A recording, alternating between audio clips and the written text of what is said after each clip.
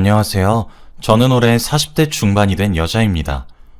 얼마 전 정말 믿었던 사람들에게 뒤통수를 세게 맞았던 일이 있었어요. 지금 생각해도 억장이 무너지고 가슴이 아려옵니다. 오늘 여러분들에게 이 일을 말해드리려고 해요.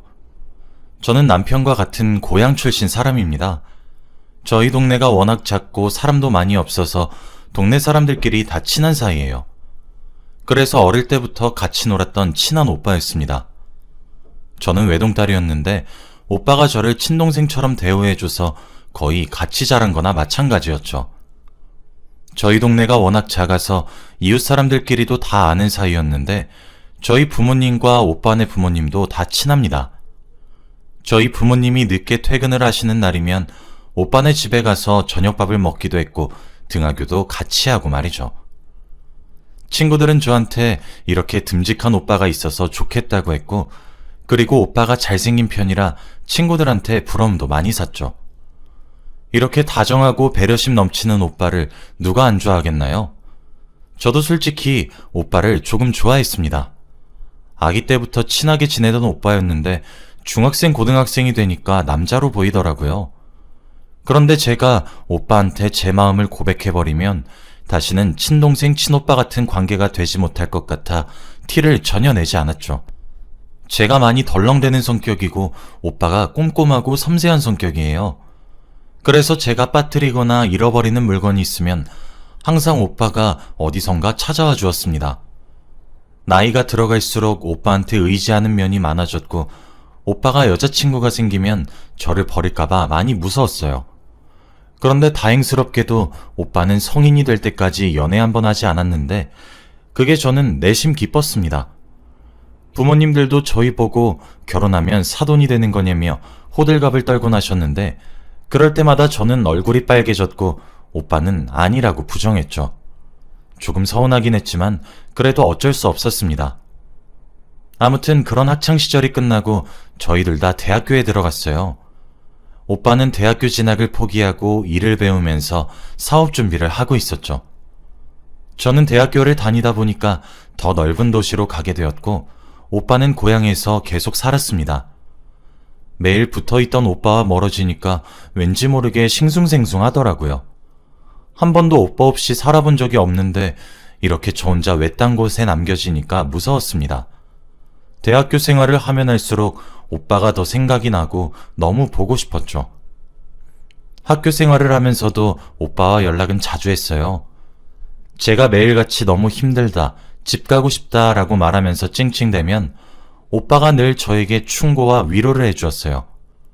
오빠가 없었다면 아마 전 못 버텼을 겁니다. 그런데 어느 날 새벽에 오빠가 갑자기 전화를 하더라고요. 저는 기숙사에 있었고 오빠는 고향에 있었죠. 그런데 전화를 받으니 나 지금 너희 학교 기숙사 앞인데 잠깐 나와 라고 하는 겁니다. 저희 집이 많이 시골이어서 여기까지 오는데 분명 몇 시간은 걸렸을 텐데 너무 놀란 마음에 뛰쳐나갔어요. 그런데 정말로 오빠가 있었습니다. 몇 개월 만에 오빠를 보니까 눈에서 눈물이 차올랐고 저도 모르게 오빠에게 달려가서 안겼어요. 그리고 펑펑 울었습니다. 여기는 전부 다 제가 모르는 사람들밖에 없었고 낯선 환경에 적응도 안 됐는데 거기서 유일하게 아는 사람인 오빠를 보니까 마음이 갑자기 놓이면서 눈물이 나는 거 있죠? 저도 모르게 펑펑 울고 말았습니다. 그런데 오빠가 그날 저에게 고백을 했어요. 사귀자고 말이죠. 그렇게 저와 오빠가 만난 이야기입니다. 몇십 년 동안 같이 살았던 사이였는데 서로가 곁에 없으니까 드디어 소중함을 알았던 것 같아요. 저희는 그날부터 연애를 시작했고 제 첫 남자친구가 오빠여서 너무 행복했습니다. 부모님들도 다행히 저희의 연애를 너무 좋아해 주셨죠. 저는 오빠와 연애를 몇 년 동안이나 했는데 그동안 오빠는 사업도 잘 되고 저도 취직을 했어요. 그리고 자연스럽게 결혼 이야기가 오고 갔습니다. 사실 저희들 다 첫 연애인데 이렇게 결혼까지 하게 되니까 너무 로맨틱하더라고요. 부모님들도 무슨 동화에서 나오는 이야기 같다고 했습니다. 저희는 결혼 준비를 하기 시작했고 웨딩 플래너를 찾아다녔어요. 그런데 오빠가 아는 사람이 있다고 하는 겁니다. 어머니가 소개시켜 주셨는데 아는 사람이라 더 저렴하게 할 수 있다고 하면서 말이죠. 저는 소개받은 플래너를 찾아가서 상담을 나누기로 했습니다. 그런데 저는 소개받은 플래너를 보고 깜짝 놀라고 말았어요. 바로 제 고등학교 동창 친구였기 때문입니다. 그 친구는 저와 고등학교 때 가장 친했던 친구였는데 갑자기 하루아침에 말도 없이 사라졌어요. 집으로 가니 이미 빈집이었고 학교도 나오지 않았죠. 그리고 저희 때는 연락할 방법도 없어서 아무런 연락을 하지 못했습니다. 그런데 거기서 떡하니 만나니까 너무 반갑더라고요. 친구와 같이 인사를 나누고 저희 셋은 많은 이야기를 나누었습니다. 제가 어릴 때부터 하도 오빠와 붙어 있었기에 친구도 오빠를 알고 있었어요. 그런데 저희 둘이 결혼을 한다고 하니 되게 놀란 눈치더군요. 저는 결혼식 이야기보다 그 친구가 왜 갑자기 사라졌는지가 너무 궁금했어요. 수연아, 근데 너 왜 갑자기 연락도 없이 사라졌냐? 나 솔직히 그때 좀 섭섭했어. 아, 그때? 그때 그냥 전학 가게 됐는데 너한테 말하면 너무 슬플까봐 일부러 아무한테도 말 안 하고 조용히 간 거야.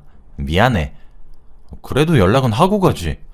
이렇게 우연으로 안 만났으면 너한테 청첩장도 못 줄 뻔했어. 저희는 과거 이야기도 하고 결혼식 이야기도 하면서 시간이 훌쩍 지나고 말았어요. 아침에 갔었는데 어느새 해가 다 지고 말았더라고요.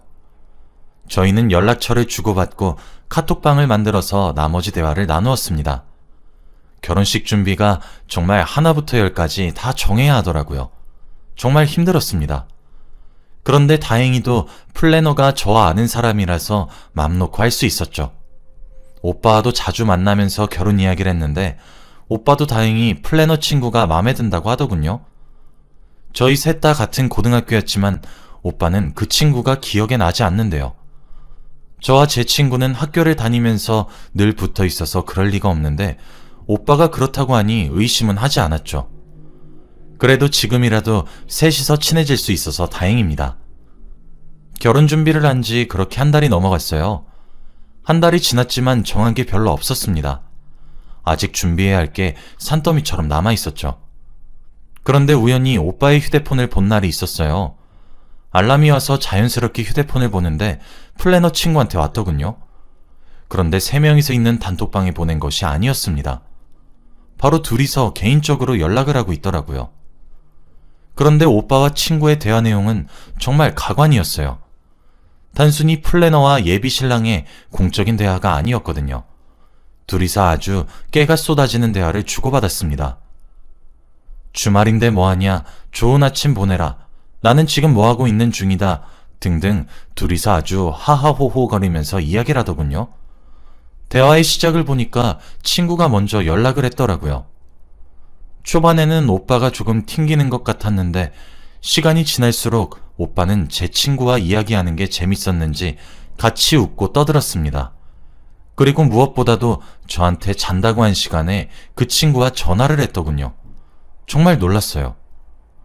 오빠는 시간이 지날수록 더 적극적으로 플래너 친구에게 말을 걸었습니다. 이렇게 아름다우신 분이 왜 남자친구가 없냐고 말하면 친구는 소개 좀 시켜달라, 외롭다 이러면서 꼬리를 치더군요. 그리고 무엇보다 더 대박인 건 바로 오빠와 플래너 친구가 주고받은 사진이었습니다. 자신들의 셀카를 보내는 것은 물론이었고 플래너 친구는 자신이 오늘 뭐 입고 나갈 건지 거울로 셀카를 찍어서 보냈죠. 그러면서 오빠는 치마가 짧은데요? 라고 하면서 둘이서 아주 꽁냥꽁냥 거렸습니다. 저는 손이 덜덜 떨렸어요. 오빠가 다른 여자와 하호호호 거리는 걸 단 한 번도 본 적이 없었는데 그들의 대화 장면을 보니까 너무 놀랐죠. 그리고 무엇보다 어떻게 저와 가장 친했던 친구가 이럴 수 있나요? 무엇보다도 결혼 준비를 하고 있는데 이러면 안 되잖아요. 아직 결혼도 하지도 않았는데 오빠의 바람이라뇨. 정말 충격적이었습니다. 솔직히 며칠 동안은 고민했어요. 오빠한테 말을 할지 말지요. 그런데 그때 저는 너무 바보 같았고 오빠가 없다면 이 세상을 살아갈 용기가 없었습니다. 성격이 너무 소심해서 제가 오빠한테 이렇게 내 친구와 연락하는 거 싫다고 말을 하면 오빠가 저를 떠날 것 같았거든요. 그래서 며칠을 마음고생했습니다. 그런데 스트레스 때문인지 머리카락이 수도 없이 빠지고 점점 말라갔어요. 제가 이렇게 고민하고 있는 와중에도 그들은 웃으면서 대화할 생각을 하니까 화가 나는 거 있죠. 그래서 수많은 고민 끝에 오빠에게 솔직하게 말했습니다. 친구와 선 넘는 대화하는 거 속상하다고 말이죠. 그런데 오빠의 반응은 의외였어요. 오히려 저한테 미안하다며 일부러 제 친구라서 좋게 보이고 싶어서 그렇게 말한 거래요. 아무 사이 아니라고 하더군요. 그리고 평생 오빠한테는 여자는 저밖에 없다고 했습니다. 그때 저는 또 바보같이 그런 사탕 발린 말에 흔들렸고 오빠를 용서해 주기로 했어요.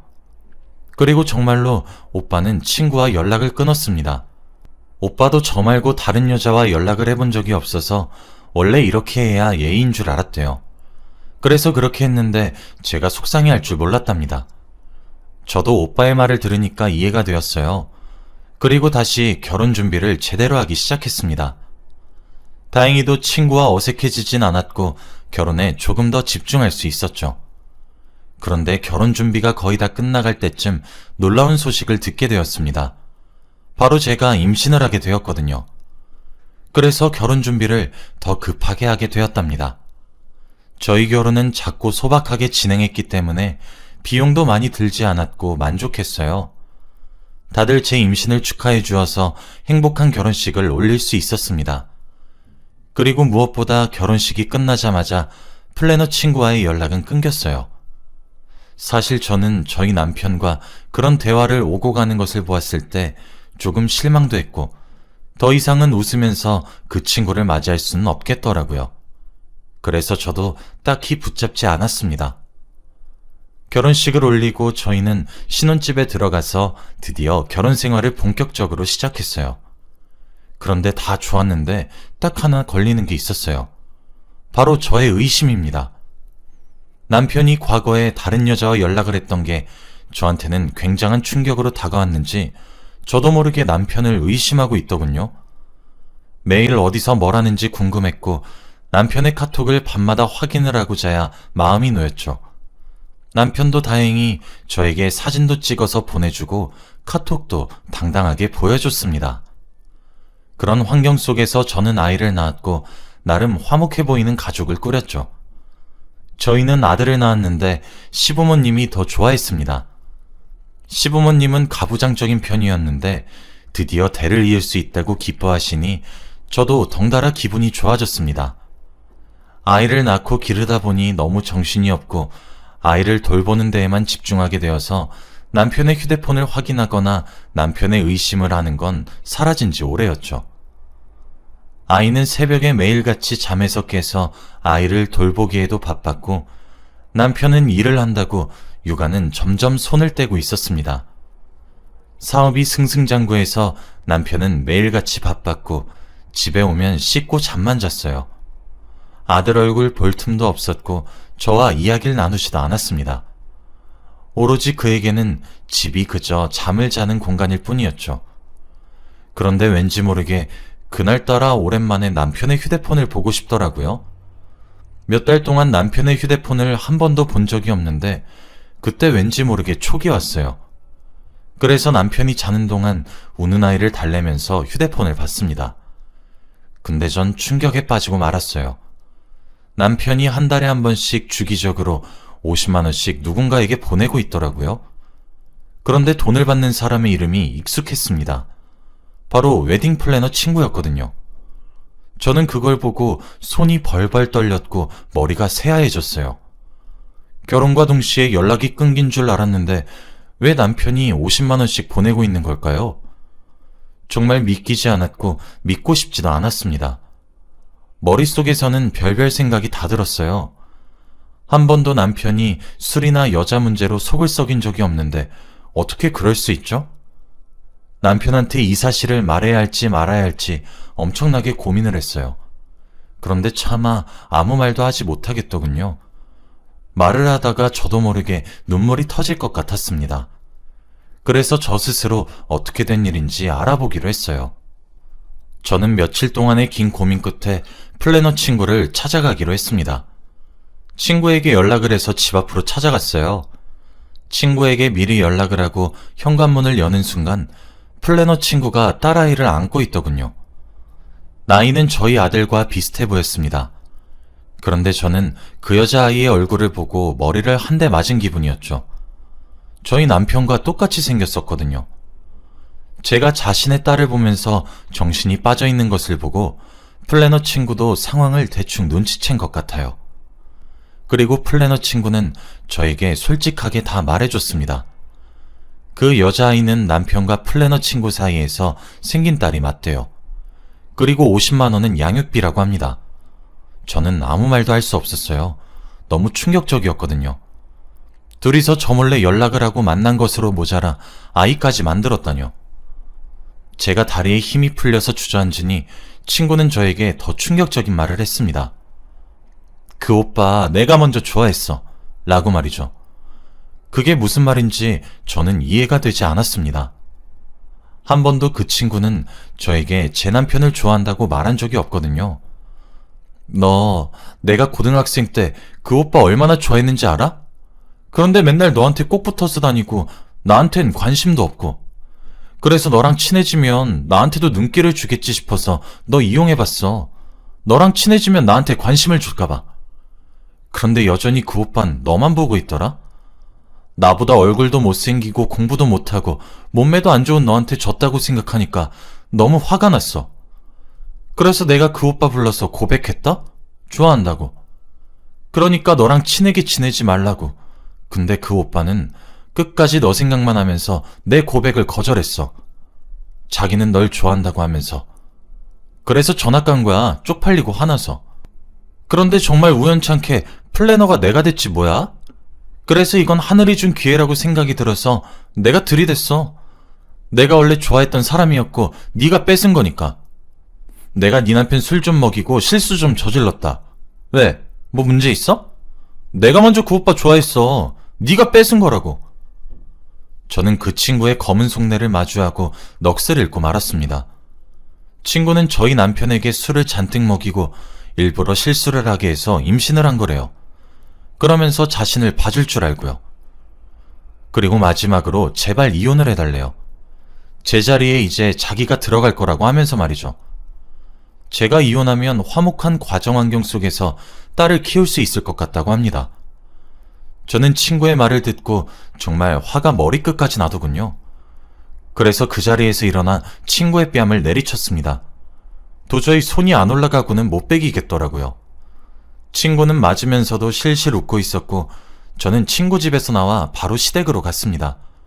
모든 사실을 시부모님께 다 말씀드렸어요. 시어머니와 시아버지는 워낙 가부장적인 분들이셔서 뒷목을 잡고 쓰러지기 직전이었죠. 저는 이혼을 한다고 했습니다. 그때 남편이 소식을 듣고 시댁으로 왔어요. 그러면서 저에게 싹싹 빌었습니다. 제발 이혼은 하지 말아달래요. 한순간의 실수였고 세상의 여자는 저밖에 없답니다. 정말 어처구니 없었죠. 저는 오로지 제 아들만 있으면 되었기에 다음날 바로 이혼 서류를 내밀고 아들과 함께 집을 나갔습니다. 우선은 친정집에 가서 살았어요. 저희 부모님도 저희 남편을 어릴 때부터 알고 지냈던 사이였기 때문에 이럴 줄은 상상도 못했다고 합니다. 그리고 저와 남편은 정식적으로 이혼을 했어요. 처음에는 화가 미칠 듯이 나고 그들이 저한테 그런 배신을 했다고 생각하니까 잠도 못 자겠더라고요. 밤마다 악몽도 꾸었고 무엇보다 아들한테 너무 미안했습니다. 그런데 몇 주 이야기를 들어보니 조금 통쾌하긴 하더군요. 친구를 며느리로 받아주지 않는다고 해요. 딸을 낳아서 안 되고 본처가 아니라서 절대 안 받아준다고 합니다. 그래서 아직까지 혼자서 딸을 키우며 살고 있다고 하더군요. 남편의 호적에도 올리지 못하고 말이죠. 지금 생각해보면 친구 하나 잘못 사귀어서 이렇게 된 것 같아요. 그런데 그거에 흔들린 남편도 정말 나빴죠. 지금은 아예 연락도 하지 않고 있고 양육비만 받고 있습니다. 남편은 두 곳에다가 양육비를 줘야 하는 것이죠. 몇 달이 지난 일이지만 지금 생각해도 정말 놀라운 일인 것 같아요. 여러분들도 친구 조심히 사귀시고 결혼도 잘하시길 바래요. 저 같은 일이 일어나지 않길 바랍니다. 제 이야기는 여기까지예요. 들어주셔서 감사합니다.